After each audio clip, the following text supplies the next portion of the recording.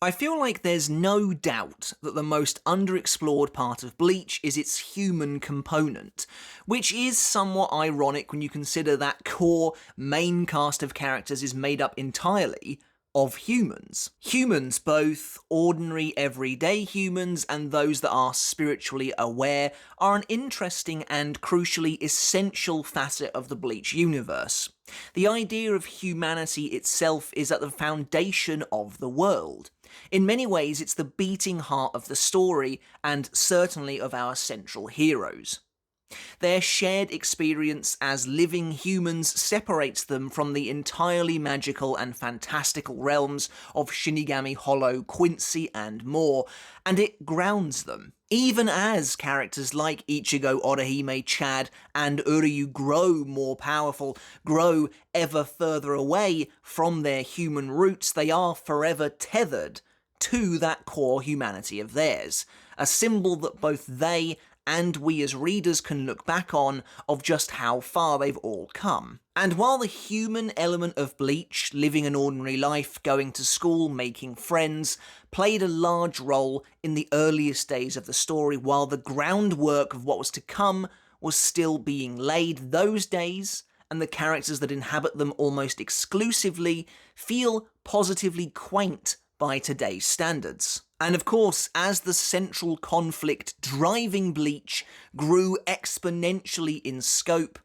they were mostly left behind. But to be totally honest, it's not too hard to see why the average humans of Bleach, particularly the remainder of Ichigo's schoolyard friends, most of whom have been in the story since virtually day one, might have wound up forgotten or pushed to the wayside as time went by. By design, they're not as flashy or as interesting as the Shinigami, their enemies, or their many conflicts, and once Ichigo and his closest knit group of friends had transcended being just ordinary humans to become something more, to facilitate the very story itself in an attempt to keep up with the speed of the ever-changing world all around them, the human element of the story mostly lost its relevance. After all, Bleach, as a piece of fiction, is designed to be a form of escapism. And these guys are the characters that closest resemble ourselves, the reader, and ultimately we're not really here for that. And sure, it's not like they totally disappear either. They crop up again from time to time, and they're even sometimes directly involved in the current goings-on of a particular arc, maybe even right the way up to the arc's climax itself. But their importance, their relevance, is mostly only ever really skin deep, and it only ever seems to diminish as the story marches on. In my opinion, no one was more impacted by the relative sidelining of the human cast than Tatsuki Arisawa. Where Keigo and Chizuru are almost exclusively used for comic relief and Mizuiro is closed off by design, Tatsuki has always stood out from the rest of the crowd. In many respects, she feels like the female version of Ichigo, someone who might appear to be a gruff, battle-ready delinquent on the outside, but in reality she's fiercely loyal and firmly dedicated to protecting her friends and those who can't protect themselves, a charge that used to apply to even Ichigo himself. As Ichigo's earliest childhood friend, having known him since they were 4 years old, Tatsuki is uniquely positioned in the series to know him better than anyone, yet she's criminally underutilized. Where you can understand why the rest of the Karakura High gang only show up fleetingly, Tatsuki always felt like she was being shortchanged. To me, it always felt like Tatsuki was destined for more, like she deserved better. Compared to the rest of the human characters in the series, Tatsuki has always been the most well-rounded, the most three-dimensional, the most explored, that's not saying a lot, and the one who, in another life perhaps, could have easily been a part of that main group of heroes. In this video, it's time to give Tatsuki her dues. We'll be taking a look at another of Bleach's forgotten characters, one who truly had a lot of potential to be so much more than she ever was. But instead, she'll forever remain on the outside, looking in. Before we get started on the video, guys, if you haven't hit subscribe yet, make sure to do that now for more Bleach content like this every single week. And if you enjoyed the video, when you're done with it, make sure to give it a thumbs up as well to help support me and the channel. And if you want to take that support for me another step further, I do have a Patreon as well. And as always, I want to say an enormous thank you and a massive shout out to everyone supporting me over there on Patreon. As always, I really do appreciate each and every one of you. And yes, there will be some slight spoilers for the 1000-year Blood War arc of Bleach in the video to come. And there's also one last thing before we get started. An exciting new game called Project Blade is just around the corner. Now, while I can't divulge too many details just yet, Project Blade is a brand new 3D sword-fighting action role-playing game adapted from an epic, globally popular anime. One I think you might know quite well. Brought to you by the team behind Marvel's Snap and One Piece Blood Roots, the game is currently conducting a confidential testing event, allowing players to go hands-on with the title, and you can be a part of it too. If you're interested in getting your hands on the game before anyone else, you can sign up to be a beta tester before midnight on July the 4th by visiting the Discord server I've linked in the pinned comment below. I've personally had a chance to see the game already, and I think it's something to really look forward to. Now, of course, Project Blade isn't the official name of the game either. It's merely a code name for now. Let's see what it actually turns out to be when the team makes the official announcement. A fearsome tomboy who has taken on the role of Orihime's sworn protector, Tatsuki is just one example of many strong female characters in Bleach that often buck the conventions found in this genre. Tatsuki is definitely a strange character though. She occupies a really weird space among the cast, almost as if she has no truly defined place in the story. Unlike Keigo and Mizuhiro, she feels too important, too central to major characters like Ichigo and Orihime to be as sidelined as she is, yet she's always on the fringe nonetheless, never truly getting involved. Tatsuki feels like the ultimate spectator in a way, and it's also strange to see a character with such a drive to protect having that drive going so completely and utterly wasted when there are so many conflicts her friends are actively being involved in. Particularly in the Arrancar arc, where the fighting hits home the hardest, it mostly seems like her role is distilled down to her always looking wistfully at Ichigo and the others as they head off for some unimaginable supernatural adventure, as if there's an unspoken bridge she simply can't cross. It's almost like she herself is thinking that she should be out there with them, having their backs, but then Kubo brings her hurtling back to reality, reminding us that she is just a human, spiritually aware or not, and is never really given the chance to blossom into anything beyond that. I think the community almost universally agrees that Tatsuki is a character who deserved better in some way, and that she would have been perfectly suited to gaining powers of her own. It's ironic, actually. Tatsuki has always endeavoured to protect Orihime, and her fiery, hard-headed, stubborn nature definitely reminds us of Ichigo. Yet by the end, it's Orihime whose character arc has gone the distance and been completed, as she's gone from simply standing on the sidelines watching Ichigo moving forwards without her, to actively fighting alongside him against a terrifying foe. Meanwhile, Tatsuki is forever watching, despite being the one most similar to Ichigo of them all. Even Kubo himself seems to yearn for a world where Tatsuki could have been a bit more, drawing a now almost famous image of her as a Shinigami that appeared in the art book All Colour But the Black, complete with a Zanpakuto toe and fox motif to boot. A rare, fleeting glimpse at a character that might have been. Tatsuki has been around from almost the very beginning, with a lifespan in the source material reaching from chapter 2 right the way through to chapter 686. And it's here at the beginning of the story that she has the most impact, but I also think it's here that we can pinpoint the moment she falls to the wayside, ultimately never to recover. Tatsuki's goal has always been to protect Orihime after the death of her brother, and from the bullies who used to taunt her about her hair as a young girl. But once Hollows begin to be involved, things start to take a turn, finally culminating in the moment Orihime officially leaves Tatsuki's care.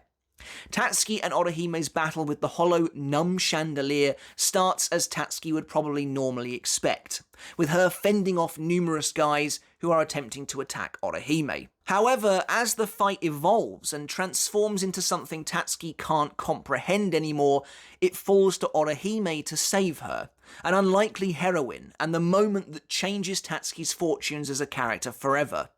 Remember that this is very early in the story and we get a glimpse of an Orihime here that we've actually not seen yet by this point. An Orihime who also wants to protect those close to her and is willing to do anything to save her friends. Someone who is capable of rising up when those who would normally protect her are in danger themselves. And we are on something of a tangent, but going back and reading this battle again, I really think this is some of the darkest stuff in Bleach. Certainly early on, this is easily the most twisted of the Monster of the Week hollow fights. The way Kubo draws the students who have fallen under Numb Chandelier's control, the way he brutally highlights Chizuru and then Tatsuki's monstrous possession, the way Orihime is clearly painted initially as being completely overwhelmed and incapable of resisting. But when a beaten Orihime vows to protect Tatsuki, their roles are finally reversed, and as Orihime's powers awaken in that moment, Tatsuki's role as protector is forever diminished, and it's really from this moment that she takes on more of a background role. In terms of her character design, Tatsuki's design is fairly understated, but of course that's the point. Initially, Tatsuki's appearance is more masculine than the rest of her female classmates, with shorter, spikier, and messier hair than most. Much like Ichigo, she comes across as a rebel, a fighter, who has no time for much of the nonsense that revolves around her in the classroom. One small thing I like about Tatsuki's design is that she's sometimes seen in her karate uniform. Imagine if she had received powers of some kind. Maybe she became a Fullbringer in the future. A modified version of her karate gi could have made for a great, unique appearance. And maybe even a clad-type Fullbring. Speaking of Fullbring, after the time skip that takes us into the Lost Agent arc, Tatsuki retains her trademark snappiness and violent tendencies, but has decided to grow her hair out. And then 10 years after the defeat of Yhwach, her hair has been cut to its shortest length yet. Overall, it's a good, solid design. As one of the Karakura High characters, it's always going to look fairly unremarkable in comparison to the majority of the more mystical, whimsical cast, but she still manages to stand out in the crowd as her own person and is consistently recognisable. And just as an aside, I feel like she shares more than a few similarities to Kukaku Shiba personally. So if we take a look at Tatsuki's role in Bleach, she makes an appearance in virtually all of the major story arcs, though how much she does, what kind of an impact she has, as you might expect, varies greatly between them. Starting off with the Agent of the Shinigami Arc, the very first arc in Bleach, and this is probably Tatsuki's biggest role, and in a way this does make sense, as the focus is squarely put not just on Karakura Town, but Karakura High. As Ichigo's childhood friend, she's privy to a part of him that no one else really is, and it's Tatsuki who helps lead that insight into a more sensitive side of Ichigo, who until now has mostly been a stereotypical punk. Meanwhile, as Orihime's best friend, Tatsuki helps open the gateway to learning about Orihime's infatuation with Ichigo, something that has seemingly been ongoing for some time and would of course play out over the course of the rest of the story. In fact, Tatsuki's very first appearance in the source material involves Orihime daydreaming about Ichigo, where she arrives commenting that Orihime could do better and that she shouldn't spend her time thinking about Ichigo when there's so many things wrong with him. It's exactly the kind of banter you'd expect someone's childhood friend to have about you. To speak about a different character for a moment, I've always said that the character of Ikumi Unagiya from the Lost Agent arc came across as something of a surrogate older sister for Ichigo, since that's a family member he's never had before, but also Tatsuki absolutely fits the bill of being Ichigo's annoying sister, with who he's always kind of fought with, but of course they will always have each other's backs. And you see this too here, as despite her disparaging Ichigo to Orihime, she becomes immediately concerned upon hearing about the accident, the seeming accident, that just occurred at his house the night prior. Later, Tatsuki would visit Orihime at her place, where they're both attacked by acid wire, the hollow that was once Orihime's brother. Tatsuki is slashed by the hollow and then pinned to the floor before falling unconscious. And at this point in the story, she can't see this creature at all and has no idea what's going on. As you will see as we progress through her role in the story, it's actually kind of interesting that Tatsuki's spiritual recognition seems to gradually improve in an organic way as the story progresses. It is often strange, I feel, going back to this earliest portion of Bleach. It feels so different in so many ways. And it's also odd seeing some of these earliest relationships flourishing, knowing that they'll be necessarily cut down later on. For example, Tatsuki and Orihime are clearly the best of friends here, but I don't believe Orihime has a single on-screen interaction with Tatsuki in the 1000-Year Blood War arc at all. And again, it makes sense. There's just too much going on of greater importance. But this isn't just a phenomenon that occurs in the 1000-Year Blood War arc. That's the most extreme example as it's happening at the end of the story. Orihime and Tatsuki have far less interaction in the Arrancar arc and even the Lost Agent arc as well, and a lot of that is likely down to Tatsuki's overall diminished screen time. But again, it all makes sense. There's just too much going on later on of much greater importance. But it's nice to return to the beginning of the story every now and then to see the character relationship groundwork that Kubo laid out so carefully. By doing so, we don't need to see them interacting all the time to know that they're still strong friends, as we've seen the very foundation of their relationship being built for us here at the start of Bleach. Later, Tatsuki and Orihime meet Kon in their classroom, who has gained control of Ichigo's body, and in a comedic moment, Kon enrages Tatsuki by calling her cute and then kissing Orihime on the cheek, causing Tatsuki to destroy the classroom in a fit of demonic anger, and even intimidate the head of the school, who comes to investigate. This is kind of an interesting moment in a sense. I think Tatsuki is of course just being extremely overprotective of Orihime, but it's also perhaps that she can't understand why Ichigo is acting the way he is, why he would be doing this to Orihime. She knows Orihime likes Ichigo, maybe Tatsuki feels like Ichigo is kind of messing around with her uncharacteristically a bit, and it's causing Tatsuki to completely lose her mind, and that protector is really coming out on show here. Afterwards, as Tatsuki admonishes Orihime for failing to understand their class's art project, Tatsuki solemnly realizes what the date is, and that Ichigo won't be in school tomorrow. When Orihime visits Tatsuki at her place, Tatsuki reveals her history with Ichigo. She met him when they were both just little kids, as he was brought to her dojo by his mother. Ichigo, in Tatsuki's own words, was a snivelling, wimpy little child, and Tatsuki gleefully reveals that she was the first one to make him cry during their sparring lessons.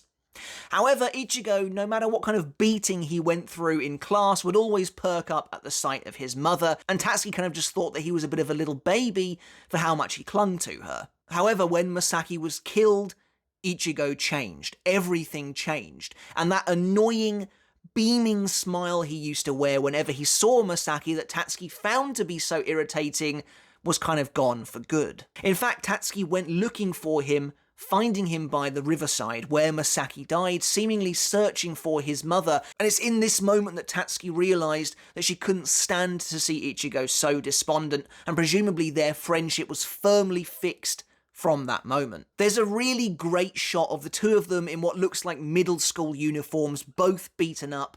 Ichigo seems to have a habit of taking in strays and misfits who also like to get into fights, often gravitating towards people who can have his back in return.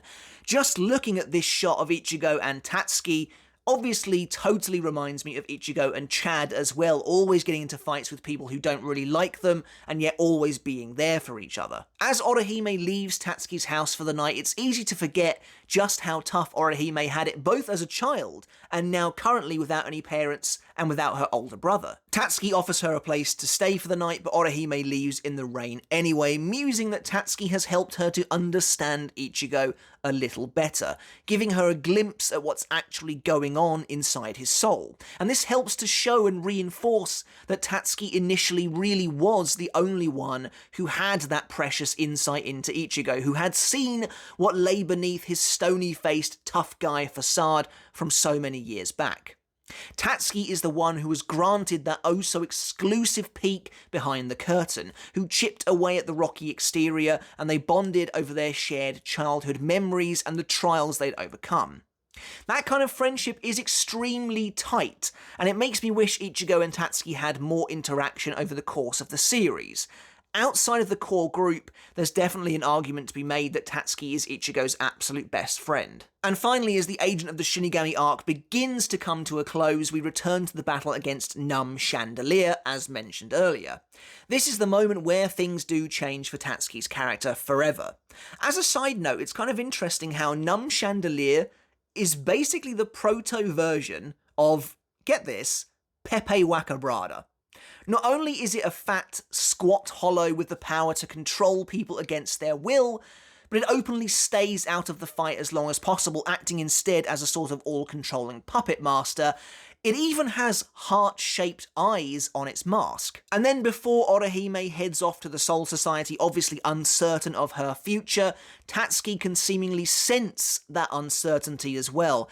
She and Tatsuki meet up with the others, where Tatsuki reveals she came second in the Karate Nationals, despite casually admitting that she was hit by a car. But then she shares a nice, tender moment with Orihime by the riverside as the sun begins to set, gilding the sky with this beautiful burnished orange glow, where she quietly requests that Orihime not go too far away. As they leave, Orihime to herself thanks Tatsuki, fully accepting that she's about to move on without her. She's about to take her first big step without Tatsuki by her side. She notes that it was thanks to Tatsuki that she always felt safe wherever she went, but now she's going somewhere that Tatsuki can't follow, and so she hopes instead that rather than be worried, that rather than try and come after her, that Tatsuki will instead wait for her safe return. There are early signs in this arc that Tatsuki can see spirits to some degree when she's kind of waving away the pluses who are hovering around her, and while she can't see Numb Chandelier during her battle with Orihime, she can see the creature's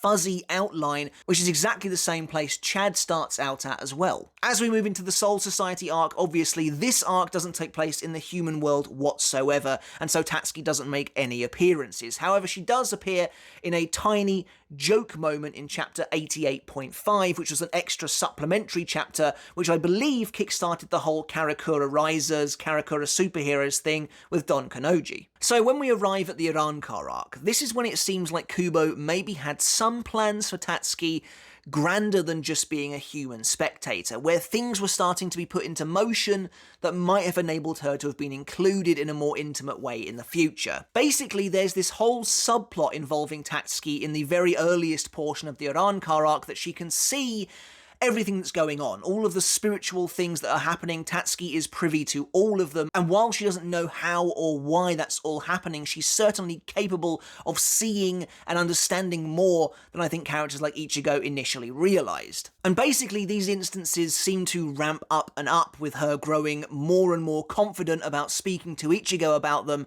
until we get to a pretty brutal, emotional standoff, which effectively ends Tatsuki's small subplot, but we'll get to that in a bit. Here we see the beginnings of this subplot at the very start of the arc, when she greets Ichigo after not seeing him at all over the summer. He was of course in the Soul Society. She is, however, able to see the substitute Shinigami badge, which shocks Ichigo, and then she later witnesses him leaving in his Shinigami outfit. These instances continue. Afterwards, as Ichigo interrogates Shinji as to his true intentions, Tatsuki is seen catching sight of them. Then, of course, Tatsuki is actually involved in one of the earliest conflicts with the Arrancar, as she is attacked by Yami, nearly being killed by his Gonzui ability after it steals the souls of all of her friends from the dojo. The fact she survived his initial attack means her soul is stronger than anticipated, and this wouldn't be the last time Tatsuki inadvertently shows impressive resilience and power, though here she's struggling to even bear Yami's presence, which implies to me she becomes naturally stronger over the course of the arc when you compare Yami to who she eventually ends up confronting towards the end. But by this point in the story, Tatsuki can see Yami perfectly and so is fully spiritually aware now. As Yami tries to finish her off, she's rescued by Chad and Orihime. Again, this subplot is only continued when, during Ichigo's battle with Grimmjow, it's revealed Tatsuki has followed him and is watching their fight.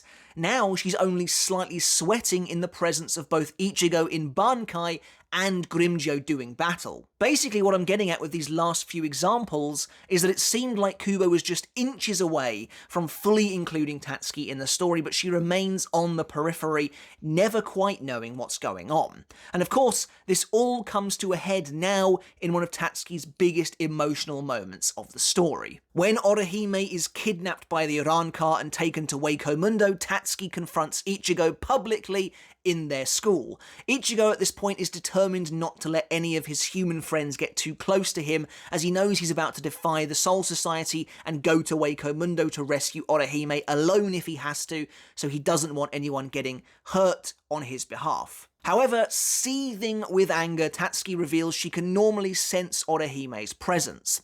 It's clear she doesn't quite understand why or how, but she can, and all of a sudden it totally vanished. Tatsuki is rightly worried and knows that Ichigo is keeping the truth from her. Tatsuki eventually reveals all, divulging to Ichigo the events of her small subplot leading to this moment, that she's seen him dressed in his Shihakusho, that she's seen him fighting the Arrancar, and now she wants to know the truth, as she assumes correctly that it all has something to do with Orihime's disappearance. But instead, Ichigo coldly tells her that it's none of her business, to which she retaliates by punching him straight into a window. Tatsuki rages that she and Ichigo are supposed to be friends, and the response that she gives Ichigo here to his cold and callous brushing her off is a great showcase of the fact that these two are on a level together. These two are such strong childhood friends that it goes back and reiterates the idea I mentioned earlier, that she is in some ways Ichigo's absolute best friend, and here she is feeling incredibly betrayed. However, Ichigo simply leaves, not telling her the truth, not telling her anything, instead telling her and the rest of his friends to simply stay away. And so it's here that Tatsuki was so close to learning the truth, to the point where she was demanding it, to the point where she actively knows there is something else going on, to being a part of that wider world, only to be callously shut down by Ichigo, putting a blunt end to her small subplot. It's easy to see why this was so difficult for Tatsuki to accept. As I mentioned earlier, she was the one who had the insight on Ichigo's very soul, essentially. She knew the most about him, the pain he had suffered, what he had gone through after the death of his mother, and presumably she helped pick him back up after that. Even when they were just 9 years old, you can see from that image of them fighting back to back that they've always been by each other's side, and now Ichigo is leaving her behind.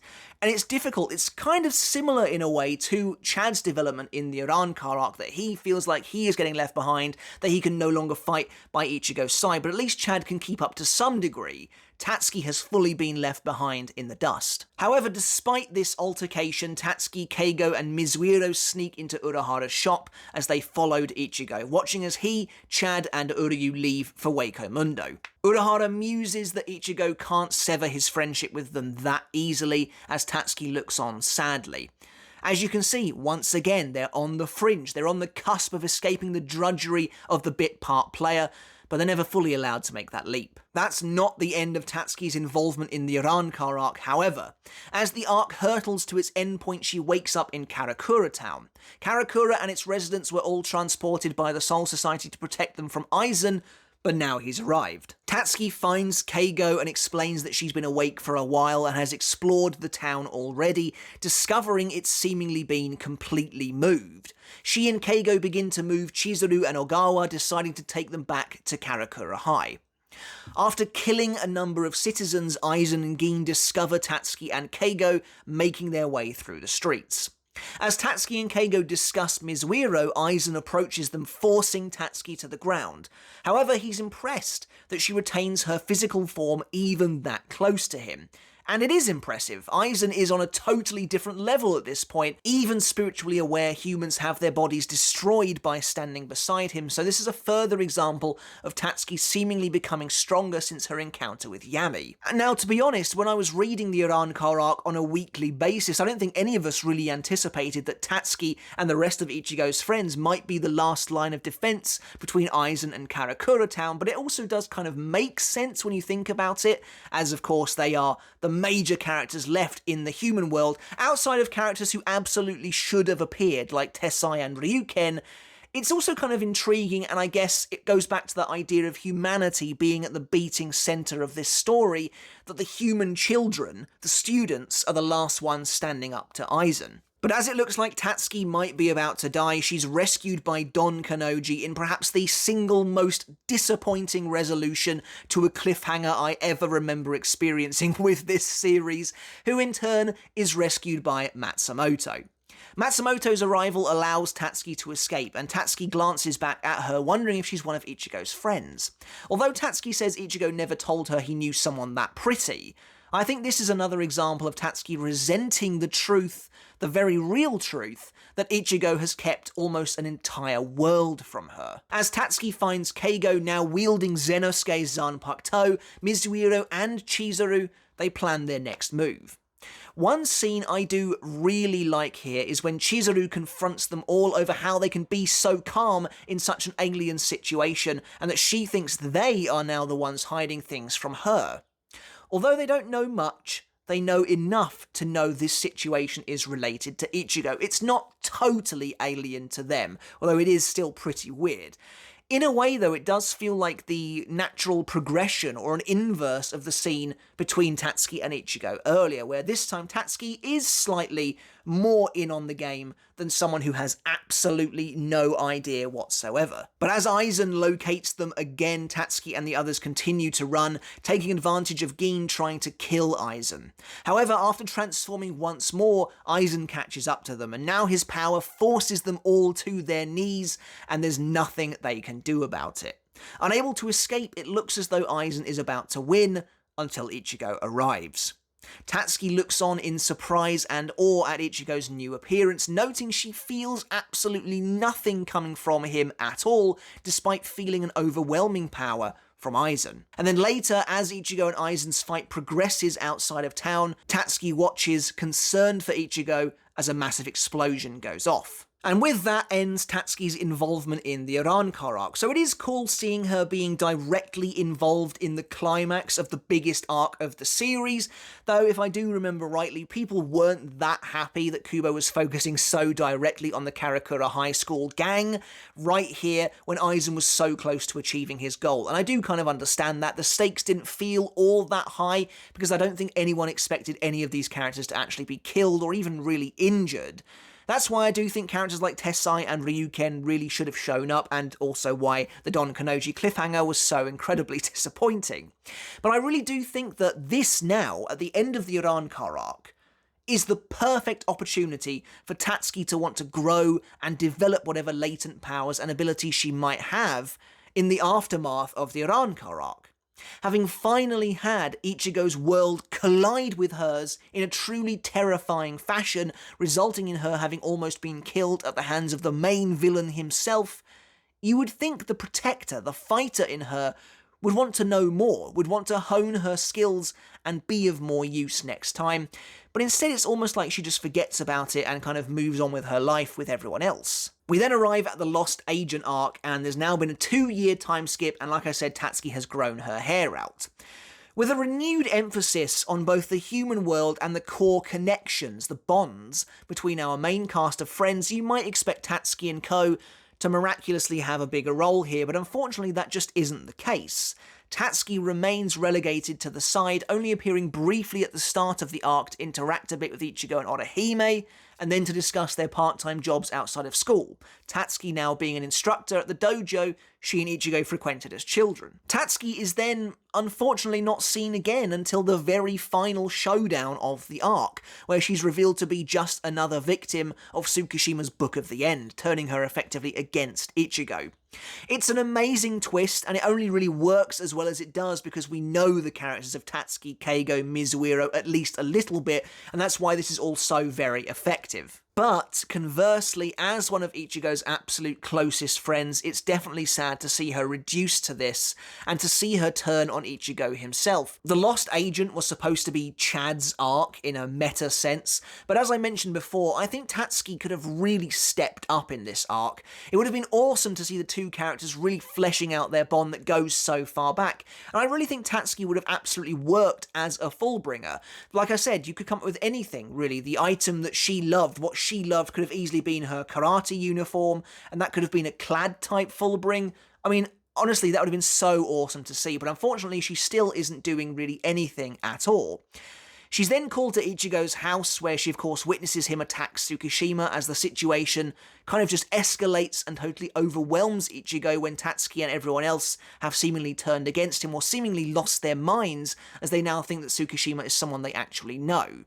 Later, she's present at Tsukishima's mansion, still on his side and still trying to get Ichigo to see the light.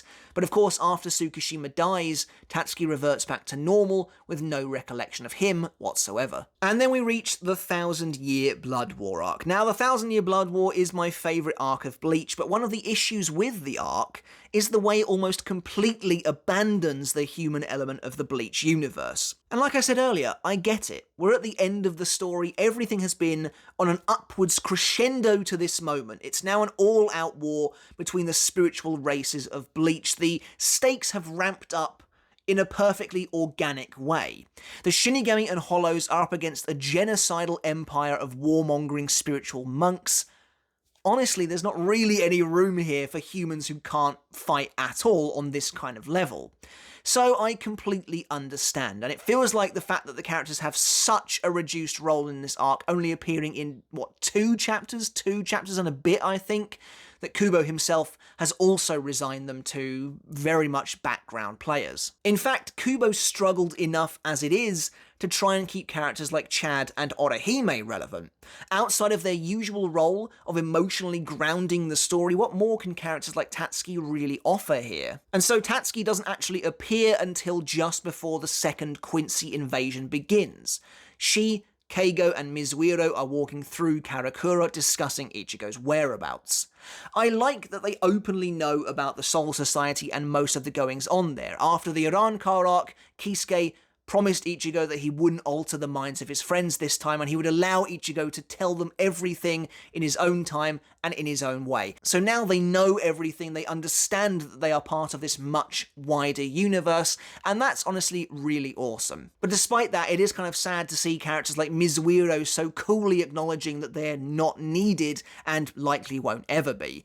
There's even a sadness in Tatsuki's eyes when he says this that feels oddly meta and self-aware. Anyway, as Kyoraku arrives and explains to them that they may have to say goodbye to Ichigo forever, Tatsuki is surprisingly the least involved in this conversation, mostly sitting by as Keigo uncharacteristically rages at Kyoraku and Mizuhiro attempts to assess the situation.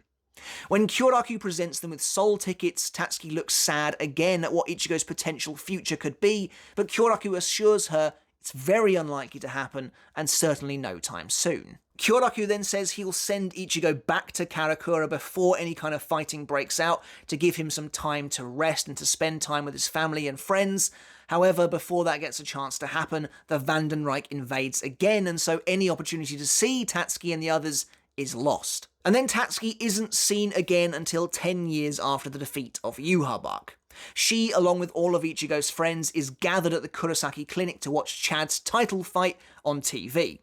Tatsuki, now with much shorter hair again, is seen punching Keigo in the face when he acts as though Ichigo's house is his own. And so that's Tatsuki Arisawa, a character who deserved better.